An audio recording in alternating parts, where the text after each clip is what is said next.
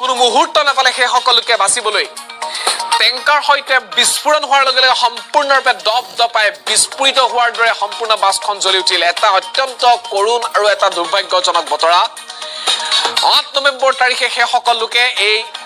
ভাৰতৰ পৰা যাত্ৰা কৰিছিল সৌদি আৰৱলৈ আৰু এই বাছখন চাওক বাছখন সম্পূৰ্ণৰূপে জ্বলি চাহ হৈ গৈছে বাছখনৰ দৃশ্যাংশ আপোনালোকক দেখুৱাইছো এইখন বাছতেই মদিনাৰ বাবে উমৰা হজৰ বাবে এই সকল লোক গৈছিল কোটি কোটি জনতাই সেই উপাসনাস্থলী নিজৰ জীৱনকালত এবাৰ হলেও দৰ্শন কৰিবৰ বাবে হজ কৰিবৰ বাবে সকলোৱে বিচাৰে আৰু সেই যি পবিত্ৰ উপাসনাস্থলী সেই পবিত্ৰ উপাসনাস্থলী পোৱাৰ আগেই মদিনা পোৱাৰ আগেই মক্কাৰ পৰা মদিনালৈ গৈ থকা অৱস্থাতে এইদৰে অত্যন্ত এটা কৰুণ আৰু দুৰ্ভাগ্যজনক ঘটনা সংঘটিত হৈছে আৰু এই সকল লোক য'ৰ পৰা গৈছিল হায়দৰাবাদত বৰ্তমান শোকৰ ছাঁ পৰিছে আৰু এই মুহূৰ্তত আমি এটা আপোনালোকক বিশেষ আপডেট জনাব বিচাৰিছো ইণ্ডিয়া ইন জেডাহ ইয়াত উল্লেখ কৰা হৈছে in view of a tragic road accident near Medina, Saudi Arabia involving Indian Umrah pilgrims. A 24/7 control room has been set up.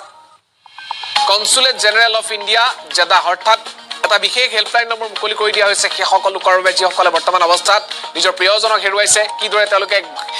প্ৰিয়জনৰ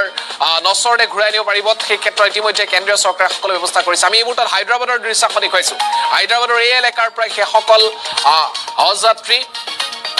মদিনালৈ গৈছিল উমৰা হজৰ বাবে গৈছিল আৰু সেই অঞ্চলত বৰ্তমান অৱস্থাত এক বুজাব নোৱাৰা পৰিৱেশ আজিৰ দিনটোত এক শোকৰ খবৰ এটা দুখজনক বাতৰি তেওঁলোকৰ বাবে নামি আহিছে সমগ্ৰ অসম সমগ্ৰ ভাৰত এই মুহূৰ্তত শোকৰ সাগৰত ডুব গৈছে কিয়নো অত্যন্ত এটা দুখজনক খবৰ এই মুহূৰ্তত আহিছে সকলোৱে এই সকল লোকৰ আত্মাৰ চিৰশান্তি কামনা কৰিছে সকলোৱে আমিন বুলি এই মুহূৰ্তত উল্লেখ কৰা পৰিলক্ষিত হৈছে অৰ্থাৎ ৰেষ্ট ইন পিচ এই কথাই উল্লেখ কৰা হৈছে আৰু এই সকল লোকে